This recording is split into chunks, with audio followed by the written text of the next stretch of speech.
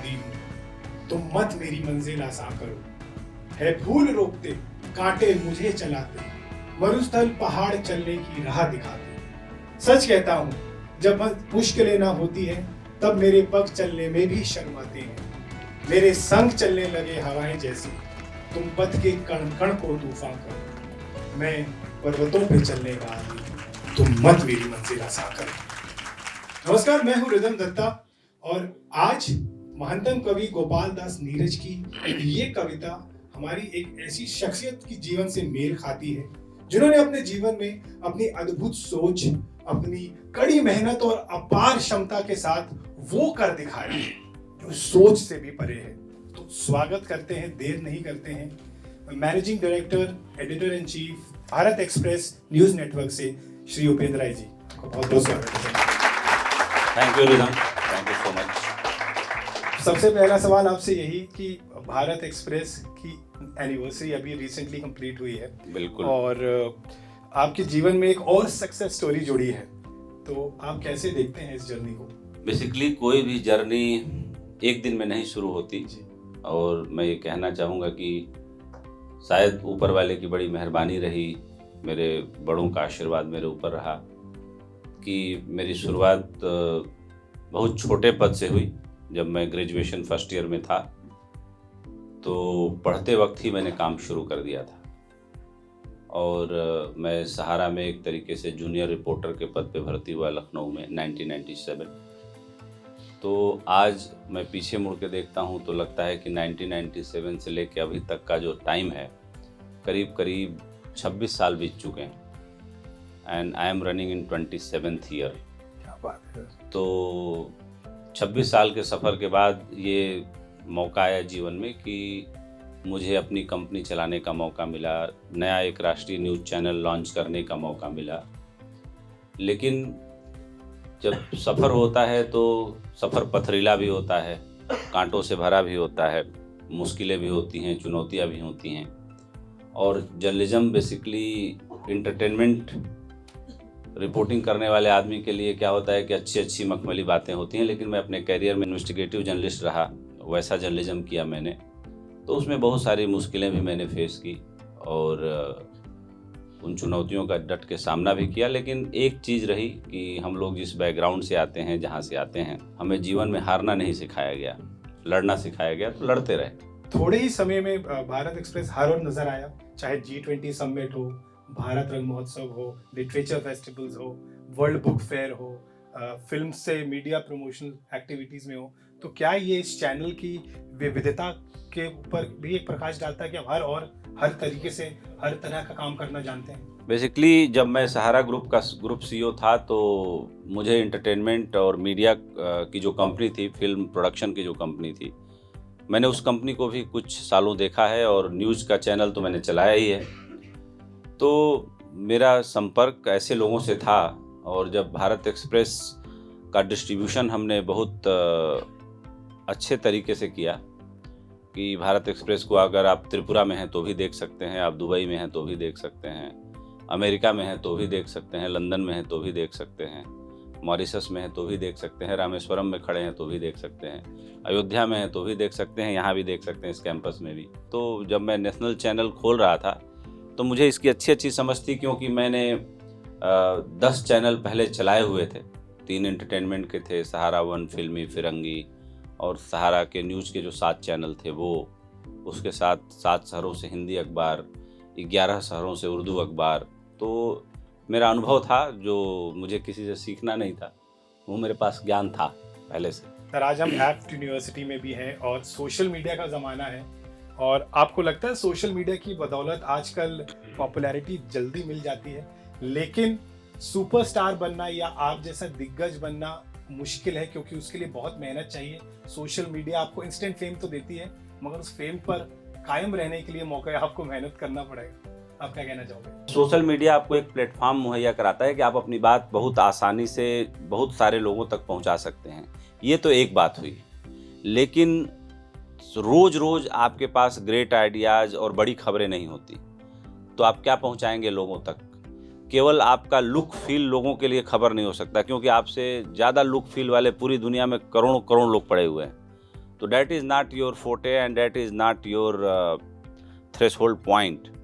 तो जैसे social media का एक एग्जांपल मैंने दिया था, अभी कहीं मेरी टॉक्स हो रही थी कि मणिपुर की घटना को लेकर के कि मेन स्ट्रीम मीडिया वहाँ इतने टाइम से था, और जब मई में वहाँ पर रेप हुआ और उसके 1 महीने 2 महीने बाद किसी ने उस वीडियो को लीक किया, और मानसून सेशन में जिस तरीके से मणिपुर में 2 महिलाओं को नंगा घुमाया गया, जिस तरीके से पूरे देश में उबाल आ गया, संसद बंद हो गई, संसद में बवाल हो गया, और वहाँ पे सरकार को बड़ा कड़ा एक्शन लेना पड़ा, 35,000 पैरामिलिट्री फोर्सेज लगानी पड़ी।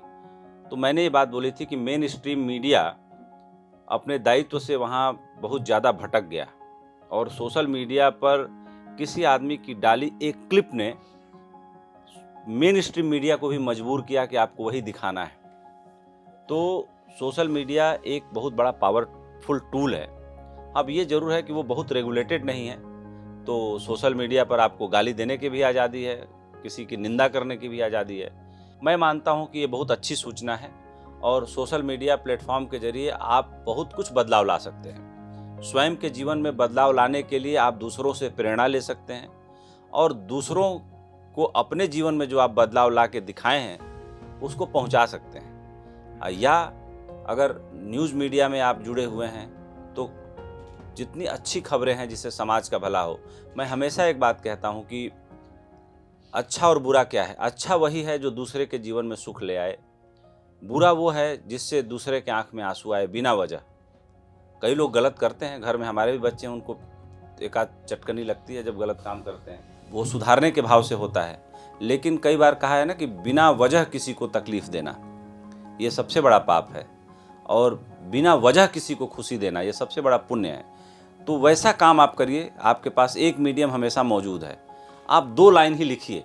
कहा गया है कि 1000 पन्ने पढ़िए तब 1 पन्ना लिखिए। लेकिन अगर आपकी आत्मा से कोई ऐसी बात निकल रही है तो आपको लिखने के लिए परमात्मा ने एक खुला आकाश तो दिया ही है, और इस संसार ने आपको सोशल मीडिया दिया है, तो उसका खूब अच्छे से इस्तेमाल करिए। खूब अच्छे से अपनी बातें रखिए, जो विचार में आए उसको लिखिए, और बिना भय और डर के लिखिए। तभी जाके आपके जीवन में जब आप कुछ नया करते हैं और अपने मन की करते हैं, वहाँ से आपके अंदर बदलाव शुरू होता है। जब गैस चैम्बर में 9 लाख लोगों को हिटलर ने जलाया, तो एक बच्चे ने अपने नाखून से खुरच के लिखा था कि if there is God he should ask forgiveness for us, कि अगर परमात्मा कहीं इस दुनिया में है तो उसे हमसे माफ़ी मांगनी चाहिए। उस बात को सुनने से मेरा मन बड़ा भारी हुआ। सवेरे सवेरे की बात बता रहा हूँ। तो कहने का मतलब है कि उस वक्त सोशल मीडिया नहीं था, उस वक्त उस छोटे बच्चे को जो समझ में आया होगा उसने अपने एक्सप्रेशन को उस तरह से लिखा होगा। लेकिन आज आप लोगों के हाथों में बहुत पावरफुल टूल है। आप लोग ज़रूर लिखिए, ज़रूर अपनी आवाज़ उठाइए, ज़रूर बात करिए, और अच्छे से लिखिए। जिस दिन आप लिखना चालू करेंगे अपने मन की बात, उसी दिन आप एक मजबूत आदमी बनेंगे, आपके अंदर एक पर्सनालिटी पैदा होगी। सर, आपने बहुत इंपॉर्टेंट इवेंट्स के आप खुद साक्षी रहे, चाहे नए पार्लियामेंट का लॉन्च हो, G20 समिट हो, राम मंदिर की प्राण प्रतिष्ठा हो। तो आपको लगता है कि भारत का बिगुल पूरे देश में बच चुका है, दुनिया में बच चुका है, and now India is the epicentre? ये सवाल इसलिए भी कि बहुत सारे बच्चे हैं जो चाहते हैं बाहर जाएं, पढ़ें इंडिया छोड़कर। देखिए, मैं मानता हूं कि भारत हमेशा से बहुत विशाल और महान रहा है। इसी कारण से भारत को जगत गुरु कहा गया।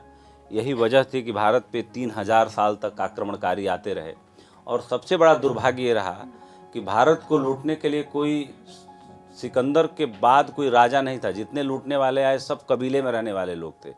और सबसे बड़ा दुर्भाग्य ये था कि यहाँ इतनी बड़ी राजशाही थी, इतने बड़े बड़े राज्य थे, लेकिन छोटे छोटे डकैत भारत को लूट के चले गए। उसका कारण था कि यहाँ पे बड़ा मतभेद था, लोगों में एकता नहीं थी। आचार्य चाणक्य ने उस वक्त में सारे राजाओं को, सारे सूबेदारों को जगह जगह के कहा कि भाई भारत अहिंसा वाला देश है, हम किसी पे आक्रमण नहीं करते, बहुत अच्छी बात है, लेकिन हम अपनी सीमाओं को इतना कमज़ोर तो न होने दें कि कोई भी आए और हमें लूट के लेके चला जाए। हाँ, ये ज़रूर है कि भारत के प्रधानमंत्री श्री नरेंद्र मोदी जी ने जो काम किया है, जिस दमदारी से भारत को दुनिया के सामने रखा है, और मैं इसमें सबसे बड़ा रोल मानता हूँ इंडियन डायस्पोरा का, कि अमेरिका में अगर 30 लाख के आसपास भारतीय हैं और वो जिस शहर में जाते हैं 50,000 भारतीयों को इकट्ठा करके सभा कर देते हैं, ये साहस इससे पहले किसी प्रधानमंत्री ने नहीं किया था। दुबई में जाते हैं 40,000 लोगों की सभा कर देते हैं। यूएई में भी इतने ही करीब इंडियन है, पूरे यूनाइटेड अरब अमीरात में, और भी फ्रांस में भी बहुत बड़ी तादाद में, ब्रिटेन में बहुत बड़ी तादाद में इंडियंस हैं। तो जहाँ वो जाते हैं वो वहाँ की सरकारों को बता देते हैं कि तुम्हारी सरकार को हिलाने की ताकत हम यहीं तुम्हारे देश में रखते हैं। ये एक बहुत बड़ी बात लगती है और मुझे इस पर उनको बार बार धन्यवाद देने का मन करता है। तो क्या होता है कि यथा राजा तथा प्रजा। आपकी ये बात इनको पूरी समझ आ गई सर। अगली बात करते हैं, खासकर इन बच्चों से ज़रूर जोड़ना चाहूँगा क्योंकि आजकल बहुत जल्दी स्ट्रेस और एंजाइटी का दौर है, और आप एक चीज़ हमेशा कहते आए हैं कि यात्रा से ज़्यादा उस मंजिल को जीना चाहिए। डेस्टिनेशन छोड़कर जर्नी जो है वो इम्पॉर्टेंट है, उसमें आपको जिंदा दिली से रहना चाहिए। आप खुद इस बात का प्रतीक हैं कि आप ना ही सुख में बहुत सुखी, बहुत ज़्यादा खुश होते हैं, और ना ही दुख में अत्यंत दुख महसूस करते हैं, एक बैलेंस रखते हैं। तो ये बैलेंस कैसे रखें, आजकल के नौजवान स्ट्रेस एंजाइटी से कैसे दूर रहें, उसके लिए आपका क्या कहना है? इस बात को मैं बहुत ठीक से समझाता हूँ आप लोगों के लिए। बड़ा ज़रूरी सवाल है, अच्छा सवाल पूछा इन्होंने। होता यह है कि कई बार हम बहुत भाग्यवादी हो जाते हैं कि हमारी डेस्टिनी ऐसी थी, हमारे कर्म ऐसे थे, भाग्य ऐसे थे। मैं मानता हूँ कि पैदा होना, ज़िंदगी के दो सिरे हैं। एक सिरा है कि हम कहाँ पैदा होते हैं। अब हमारे वश में नहीं है कि हम अमेरिका में पैदा होंगे कि इंडिया में पैदा होंगे, हम अमीर घर में पैदा होंगे कि गरीब घर में पैदा होंगे। ये हमारे इसके ऊपर कोई भी अख्तियार नहीं है, कोई हमारा वश नहीं है, ये हमारे समझ से परे है। हम बस पैदा हुए और पैदा होने की सूचना हमारे परिवार को, माँ बाप को हुई। उस वक्त हमें इतनी भी चेतना नहीं होती। दूसरा हमारी ज़िंदगी का सिरा है कि हम एक दिन मरते हैं। अब हम कब मरेंगे, कहाँ मरेंगे, कैसे मरेंगे, क्यों मरेंगे, मरने के एक दिन पहले तक नहीं पता होता। यानी कि न ज़िंदगी पे हमारा बस है, न मौत पे हमारा बस है। अब बचता है बीच का जीवन। तो जब जीने पे, जहाँ से हम पैदा हुए, लोग कहते हैं कि मरने का कारण बीमारी है, ये है, वो है। मैं कहता हूँ कि मरने की सिर्फ एक वजह है कि हम पैदा हुए, क्योंकि हम पैदा हुए तो मरेंगे ही। मरने का एक कारण है कि हमारे पास जीवन है जो मरना है। बीमारी तो हमारी गलत आदतों का परिणाम है, लेकिन हमारे पास कोई बीमारी कभी ना आए तो भी मरेंगे। बीमारी न हो इसका ये मतलब नहीं कि हम नहीं मरेंगे। तो बीच का जो हमारा जीवन है, इस पे भी हमारा वश नहीं है। अब हम दूसरे पॉइंट पे आते हैं। हम ये कहते हैं कि हमारा भाग्य खराब है, हमारा तकदीर खराब है। भाग्य और तकदीर हम ही लिखते हैं, लेकिन महात्मा बुद्ध कहते थे कि परमात्मा, ईश्वर, स्वर्ग नरक नाम की कोई भौगोलिक स्थिति नहीं है, कोई ऐसी सत्ता नहीं है। तुम्हारी चेतना ही ईश्वर है, होश पूर्वक जीना ही ईश्वर है। इसलिए कहा जाता है कि परमात्मा का एक गुण, ध्यान, अगर किसी व्यक्ति में इस धरती पे उतरा तो महात्मा बुद्ध में उतरा। त्याग किसी एक आदमी के अंदर उतरा तो महावीर में उतरा। सब कुछ छोड़ दिया। राजा के लड़के थे दोनों, और एक कपड़ा था शरीर पे, वो भी एक दिन छोड़ के एकदम निर्दोष एक बच्चे की तरह खड़ा हो गया। जैसे 5 साल का बच्चा नंगे खेलता रहता है घर में, उसको कोई अंतर नहीं पड़ता। तो जो भाग्य है हमारा, जो इसको हम कहते हैं कि हमारा भाग्य ही खराब है, न भाग्य अच्छा होता है न खराब होता है। उसके निर्माता हम स्वयं होते हैं, और हम रोज लम्हा करके अपना भाग्य स्वयं लिखते हैं। लेकिन हम बुद्ध की तरह चेतना से भरे नहीं होते, हम बहुत होश पूर्वक नहीं होते। हमारा जीवन बड़ा धीरे धीरे मैकेनिकल हो जाता है। हम अपनी खुली आंखों से तो बहुत सारी चीज़ें देखते हैं, लेकिन देखने के बाद भी उसे उस आत्मा से अनुभव नहीं करते जैसे कई बार हम अनुभव करते हैं। जैसे किसी के दुख में हम जाते हैं, कहीं कोई मर जाता है और बहुत सारे लोग रो रहे होते हैं, तो उस वक्त कई बार हमें रोना नहीं आता। कोई करीब प्रिय मर जाए कोई अपने घर का, तो हमें रोना आता है। तो इसका मतलब कि जो थोड़ा करीब का हुआ उसके लिए तो हम रोए, लेकिन मौत वहाँ भी हुई, बराबर का दुख वहाँ भी हुआ, लेकिन हम वहाँ नहीं रोए। मैं ये कहता हूँ, स्वयं पर भी मैंने प्रयोग करके देखा कि सुबह जगने से लेकर रात सोने तक का अगर बहुत बारीकी से आपको पेन और पेपर दे दिया जाए और एक एक पल रिपोर्ट करने के लिए कहा जाए, आप नहीं कर पाएंगे। एक बार मैं एक डिस्कोर्स सुन रहा था आचार्य रजनीश का, तो वो बता रहे थे कि मैं बम्बई में एक घर में मेहमान था। जब मैं घर में घुसा तो सामने एक जंगला था, विंडो थी और उस विंडो से चौराहा दिख रहा था। 2 बच्चे घर में थे, खेल रहे थे। मैं थोड़ी देर वहाँ बैठा, दोनों बच्चों में जोर जोर से लड़ाई हो गई तो मैं उठ के गया। मैंने कहा कि भाई बच्चों क्यों लड़ रहे हो तुम? तो एक बच्चे ने कहा कि अंकल इसने मेरी कार ले ली। तो दूसरे बच्चे ने कहा नहीं नहीं अंकल इसने मेरी कार ले ली। तो उन्होंने कहा कार है कहाँ? बोला नहीं, वो जो चौराहे पर कार दिख रही उसमें हमारे इसके बीच तय हुआ था कि जो पहले देखेगा वो कार उसकी हुई। तो ये कार मैंने पहले देखी थी, ये कह रहा है नहीं मैंने पहले देखी थी। तो उन्होंने अपने प्रवचन में इसको ऐसे जोड़ा और उसका ऐसा इन्फरेंस निकाला कि जैसे वो दोनों बच्चे लड़ रहे थे, कार के मालिक को पता ही नहीं था कि उसकी कार किसने ले ली और कितनी बार ले ली और कितनी कारों को ले ली। उसी तरीके से हमारे दिमाग के चौराहे पर कितने विचार दौड़ रहे हैं, कितने तरह की बातें आ रही हैं जा रही हैं, आ रही हैं जा रही हैं। उन बातों से हमारा कोई वास्ता नहीं, लेकिन उन बातों के दिमाग के चौराहे पर बातों का जो ट्रैफिक है, विचारों का ट्रैफिक है, लगा हुआ है। और वो बातें हमें कितने तरीके से, किस तरह से प्रभावित करती हैं और किस तरीके से उन प्रभाव के कारण हम अपने कामों को करते हैं, कर्मों को करते हैं, जो कुछ अच्छे भी होते हैं, कुछ बुरे भी होते हैं, कुछ हमें फ़ायदा भी पहुंचाते हैं, कुछ हमें नुकसान भी पहुंचाते हैं। लेकिन क्या आपको लगता है कि आपके हर विचार आपके कंट्रोल में है? हर विचार को आपने आने से पहले, जैसे दरवाजे पे कोई नॉक करता है, पूछा कौन, क्या आप विचार के आने से पहले कभी उससे बात करते हैं कि क्यों आ रहे हो तुम भाई, और उसको आप रोक लेते हैं? इतना क्षमता है हमारे अंदर? नहीं है। तो ठीक उसी तरह से भाग्य के बारे में, डेस्टिनी के बारे में, जो हम कहते हैं कि हमारा भाग्य ही खराब है, वो जो खराब आया है वो हमने लिखा है स्वयं, और जो अच्छा आया है वो भी हमने लिखा है। जो हमें अच्छा मिला है वो हमारे ही किए कर्मों का परिणाम है, और जो हमारे किए कर्मों का परिणाम होता है वो हमारे सामने आता ही आता है, हम उससे बच नहीं सकते। इसलिए मैं ये मानता ही नहीं कि किसी का भाग्य खराब है कि अच्छा है। खराब अच्छा हमने निर्मित किया है। हम जैसे हैं, हम स्वयं के कारण वैसे हैं, किसी दूसरे के कारण नहीं। और इस दुनिया में जब हम आते हैं तो अकेले ही आते हैं, और जब जाते हैं तो अकेले ही जाते हैं। इसका ये मतलब नहीं कि हमें किसी से मतलब नहीं। हम एक समाज में रहते हैं तो समाज से हमारा मतलब होता है, लेकिन हम कर्म वही जो दूसरे के जीवन में सुख लाए। हम ये क्या ऐसा करते हैं कि दूसरे के जीवन में सुख उतरता है? हम क्या ऐसा करते हैं कि दूसरे के चेहरे पे मुस्कान आती है? हम क्या ऐसा करते हैं कि दूसरा हमें हमेशा याद रखे? हम क्या ऐसा करते हैं कि हम स्वयं के लिए कुछ ऐसा करते हैं जिसकी खुशबू दूसरे के आंगन तक जाती है?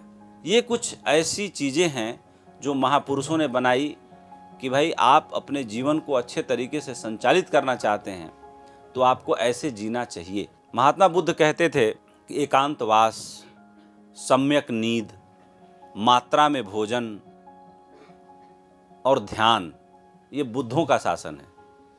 ये वो शासन है जो दूसरे पे नहीं किया जाता, ये वो शासन है जो स्वयं पर किया जाता है। तो स्वयं पर शासन करना चाहते हैं, अगर स्वयं पे जीतना चाहते हैं। अब आज एक और बात आप लोगों से शेयर करना चाहूँगा जो हमें बड़ा भटकाती है। कभी मेरा भी ख्याल ऐसा ही था कि हम उस आदमी को बहुत श्रेष्ठ मानते हैं जो ज़्यादा सुविधाएं जुटा लेता है, जिसके पास बहुत अच्छा बैंक में पैसा जमा हो गया, बहुत अच्छा घर बना लिया, बहुत अच्छी गाड़ी कर ली, बहुत अच्छी नौकरी कर ली, सुविधाएं जुटा ली, कुल मिला के तो मानते हैं कि उसका जीवन स्तर ऊपर उठ गया। अब मैं एक एग्जाम्पल देके आप लोगों से पूछना चाहूँगा कि एक तरफ 4000 साल पहले महात्मा बुद्ध भिक्षा पात्र लेके किसी गांव के दरवाजे पर भिक्षा मांगने के लिए खड़े हैं, और एक तरफ ये देश के सारे, दुनिया के सारे उद्योगपतियों की वेल्थ जोड़ दीजिए, इनका जीवन स्तर भी जोड़ दीजिए, इनकी बड़ी बड़ी जहाजें भी जोड़ दीजिए, तो क्या बुद्ध से इन सबको श्रेष्ठ मानने के लिए आप लोग तैयार हैं? क्यों? अगर आप ये मानते हैं कि सुविधाओं से, पैसे से जीवन स्तर ऊपर नहीं उठता, बुद्ध का ही जीवन स्तर ऊपर है। क्योंकि बुद्ध के पास एक ऐसी आत्मा है, एक ऐसी गुणवत्ता है, एक ऐसी भगवत्ता है जिसमें पूरा ब्रह्मांड समाया हुआ है। ऐसे बुद्ध जिन्होंने, किसी भी आज देश के उद्योगपति से ज़्यादा दौलत थी उनके पिता के पास। उनके पिता इस भारत महाद्वीप, जम्बू द्वीप के चक्रवर्ती सम्राट बन चुके थे उस वक्त, लेकिन बुद्ध ने 8 सालों तक गहरी तपस्या की, और उस गहरी तपस्या के बाद महात्मा बुद्ध जब आखिरी गुरु से मिले तो आखिरी गुरु ने उनसे ये कहा कि हमें भी नहीं पता इसके बाद कि ईश्वर है कि नहीं, लेकिन बुद्ध ने अंत में कहा कि ईश्वर जैसी कोई चीज़ नहीं है, स्वर्ग नरक जैसी कोई भौगोलिक स्थिति नहीं है कि ये यहाँ पे स्वर्ग है और वहाँ पे नरक है, ऐसा कुछ भी नहीं है। हमारे कर्मों के परिणाम ही स्वर्ग और नरक हमारी ज़िंदगी में ले आते हैं। जो रोज़ हम देखते हैं ना अब कि किसी का एक हाथ कट गया, किसी को कैंसर हो गया, किसी का लीवर फेल कर गया, यही स्वर्ग और नरक है। और किसी आदमी को देखते हैं कि 60 साल की उम्र में भी वो 40 साल का दिख रहा है, यही स्वर्ग है। यानी कि उसने थोड़ा बहुत बुद्धों के शासन वाला काम किया, यानी कि मात्रा में खाया, मात्रा में सोया, थोड़ा सा अपने ऊपर समय दिया। इसलिए कहा जाता है कि जो सन्यासी और साधु होते हैं वो वाकई बहुत स्वार्थी होते हैं, क्योंकि अपने ऊपर वो समय गंवाते हैं। और जो सांसारी आदमी होता है मरते वक्त तड़प तड़प के मरता है, बहुत डर के मरता है, मरने से पहले ही मर जाता है, कोमा में चला जाता है। लेकिन जो सन्यासी होता है वो मरने के वक्त तक, आखिरी पल तक लोगों से बात करता है और मुस्कुराते हुए मरता है। आप लोगों ने सोचा ऐसा क्यों होता है? ऐसा सिर्फ एक कारण से होता है कि सन्यासी जानता है कि एक दिन मौत निष्ठुरता से सब कुछ छीन लेगी। इसलिए सन्यासी जो भी छीना जा सकता है इस जीवन में वो सब कुछ दे देता है। और वो इतने पे आ जाता है कि आज भर का खाना, जितनी भूख है उतना ही मांगता है और उतना ही खाता है। उसके पास न बैंक होता है, न अकाउंट होता है, न गाड़ी होती है, न घर होता है, न XYZ, कुछ भी नहीं होता। इसलिए जब मौत आती है तो मौत उससे कुछ भी नहीं ले जाती और न उसको कुछ भी खोने का डर रहता है। हमें बहुत कुछ खोने का डर रहता है, हमारे 1000 सपने अधूरे रहते हैं मरने के दिन तक। और जो ययाति की कहानी है कि उसने अपने 1000 बच्चों की ज़िंदगी उधारे, कहानी है, सही नहीं होगी, लेकिन ये जीवन और मृत्यु पर एक बड़ी अच्छी कहानी है। आप लोग पढ़िएगा कि कैसे अपने एक बेटे की उम्र लेता है, दूसरे की लेता है, तीसरे की लेता है, चौथे की लेता है। उसके 100 बच्चे थे, 100 की उम्र ले लेता है वो, और वो 1000 साल से ऊपर जिंदा रहता है, लेकिन उसके बाद भी मरता है वो। तो महात्मा बुद्ध कहते हैं कि उतना ही इकट्ठा करो जितने से एक दिन जीवित रह सको। ज़्यादा की ज़रूरत होगी मांग लेंगे, और एक दिन जब मौत आएगी तो मौत आके भी खाली हाथ चली जाएगी, क्योंकि अपने पास कुछ ऐसा है ही नहीं जिसे मौत ले जा सके। और ये तो हमारे यहाँ कहा गया है कि भाई आत्मा जो है वो कभी नहीं मरती, शरीर मरता है। लेकिन शरीर जब मरता है तो हम ये मान के चलते हैं कि सब कुछ मर गया। ऐसा नहीं है। अगर आत्मा और शरीर दोनों मरते तो आज हम बुद्ध की चर्चा नहीं कर रहे होते, आज आज़ाद भारत में हम गांधी की चर्चा नहीं कर रहे होते, आज महावीर की, मीरा की, दादू की, रैदास की, कबीर की, महर्षि कणाद की, चारवाक की, अगस्त की, वशिष्ठ की, इनमें से कोई भी जीवित नहीं रहता, सब शरीर मरने के साथ खत्म हो जाते। लेकिन इनके कर्म जीवित हैं, इनके कर्मों की खुशबू अभी हमारे चारों तरफ तैर रही है, इसलिए हम इनका नाम ले रहे हैं। तो जो एंजाइटी, चिंता जो आपको आती है वो इसलिए आती है कि आपको हर चीज़ खोने का और चीज़ों को पाने का जो भय सताता रहता है। आपको न पाने का भय सताना चाहिए, न खोने का भय सताना चाहिए।